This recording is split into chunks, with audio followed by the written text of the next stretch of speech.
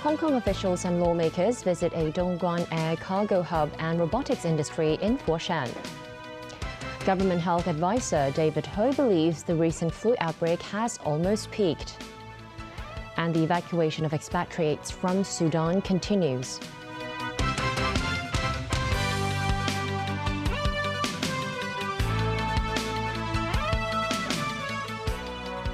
Good evening and welcome to TVB News.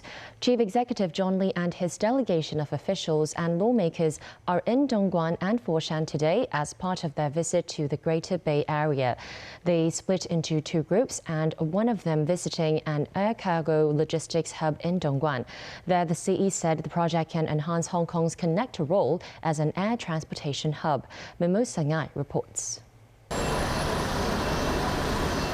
On the third day of their Greater Bay Area tour, Chief Executive John Lee and Legislative Council President Andrew Leung led the Dongguan team to visit the Dongguan Hong Kong Air Cargo Logistics Hub. The hub started operating last Tuesday, and it is the world's first cross-border sea-air intermodal transport project.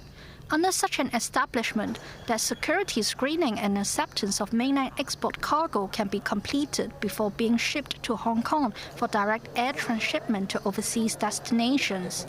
On his social media, the CE says he believes such a model can enhance Hong Kong's role as an air transportation hub. The next destination for the team was the Huawei's Oxhorn campus. The size of the campus is roughly 130 hectares, close to 6 Victoria Parks. Not only are the architectures on the site infused with European elements, but there are also technological elements.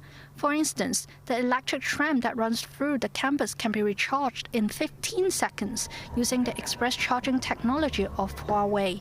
After visiting the campus, Roundtable Electrical member Michael Teen revealed Huawei is interested in investing in Hong Kong's northern metropolis. In the afternoon, the team arrived at the Huayan Lake Wetland Park. Officials and lawmakers took a boat trip to the lake together, during which they tasted some specialty bananas.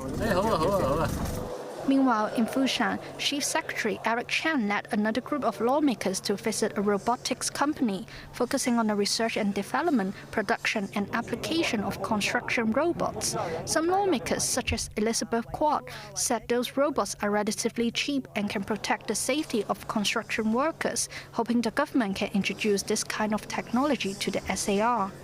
Mimosa Ngai, TVB News.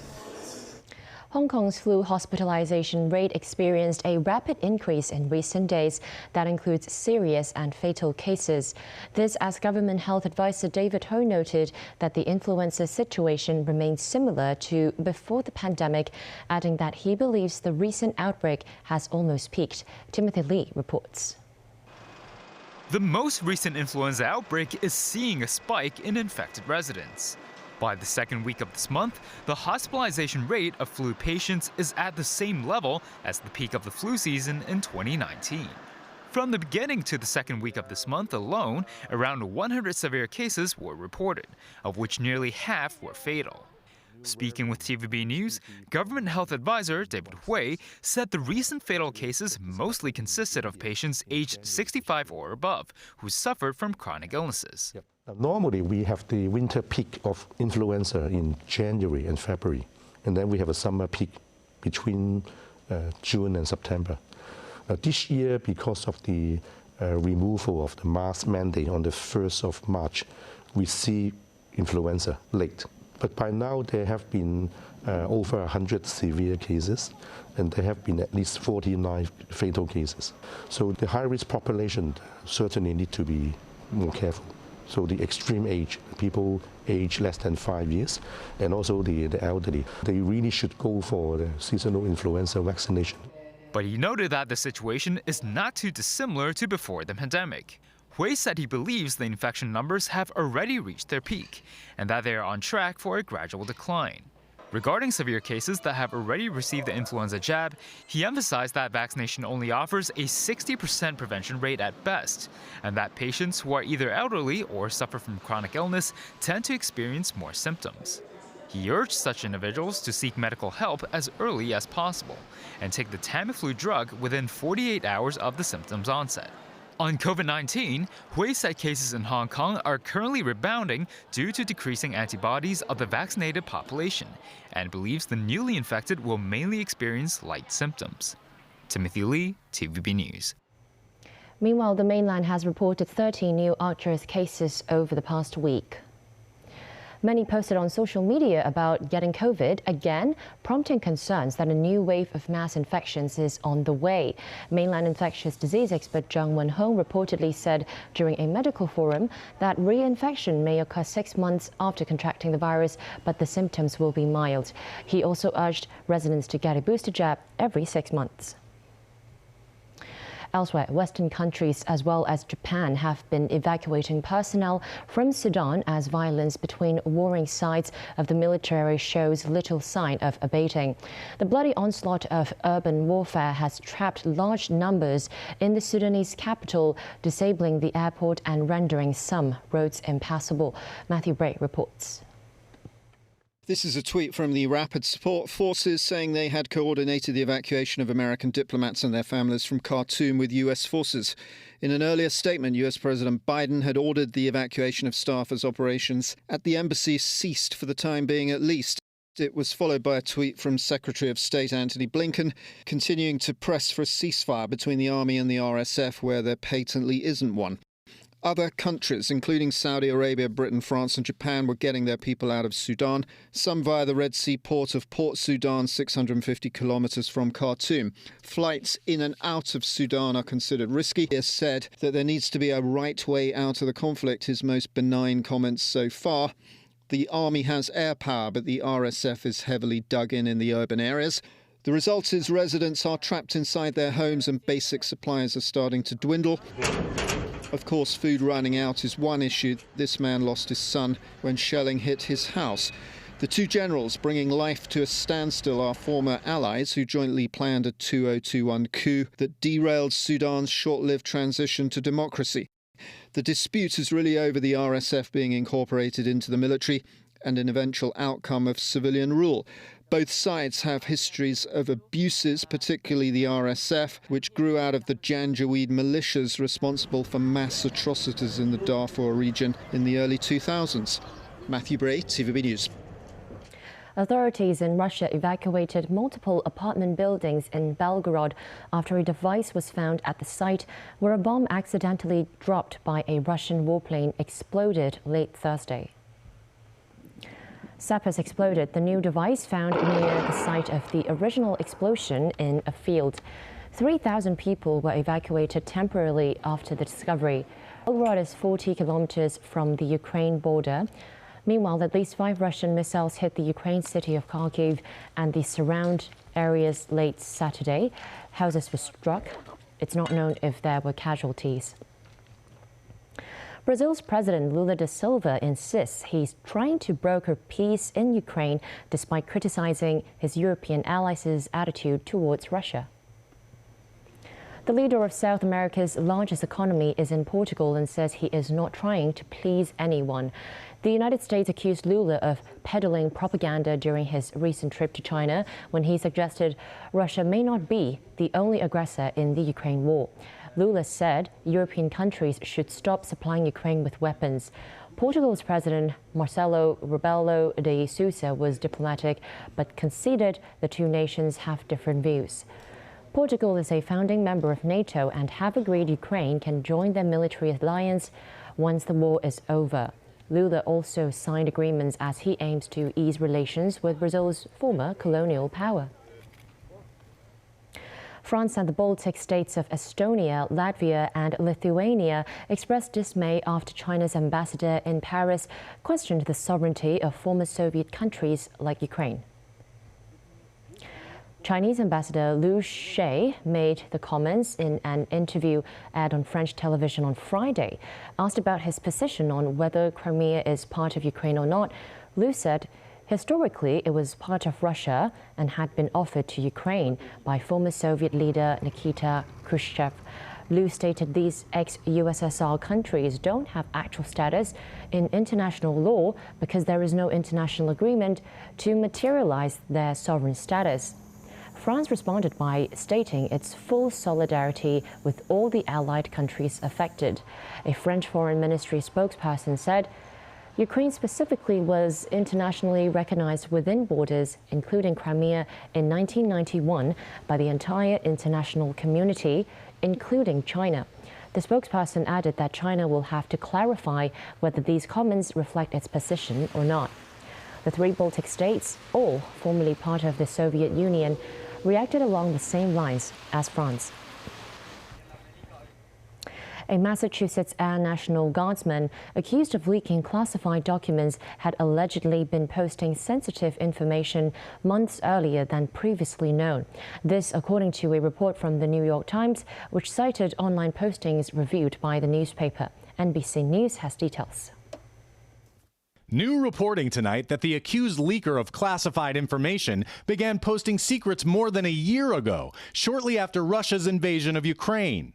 The New York Times says it discovered that Airman Jack Teixeira allegedly began sharing military secrets as far back as February 2022 to a chat group containing 600 members. That's 10 months before the December 2022 leaks that Teixeira is charged with.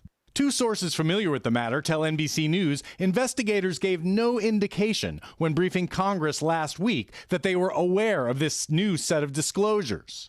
The FBI and the Pentagon have been scrambling to assess the damage from a leak they first discovered April 5th. And the longer something is out there floating in the ether, in the cyber world, without the government knowing, without them being able to shut it down, the more potential damage can be done. Teixeira's lawyer, the FBI, and the Pentagon all declined to comment tonight. The Times matched the new post to Teixeira through a series of digital clues, including a handle he had previously used. The newspaper quoted Teixeira boasting of his special access to secrets. I have a little more than open source info. Perks of being in a USAF intel unit, he said, seemingly referring to his job as an IT specialist in an Air Force intelligence wing, and hinting that he used his IT access to get information. The job I have lets me get privilege above most intel guys, he wrote. Teixeira claimed he was hunting through classified computer networks for intelligence on the Ukraine war, including material from the National Security Agency and GCHQ, the UK's digital spying department. This goes way beyond a kid trying to impress his buddies. When one chat room member urged him not to abuse his access to secrets, he is said to have replied, "Too late." Still to come on tonight's news. Earth Day parades in different parts of the world. Pictures of houses sliding down a hill in the U.S. state of Utah. And the 76th anniversary of the Dutch Flower Parade.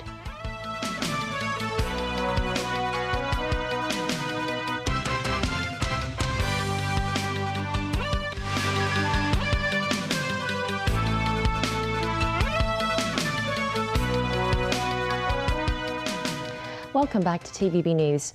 Several cities across the world saw demonstrations as climate change activists highlighted environmental concerns on Earth Day on Saturday.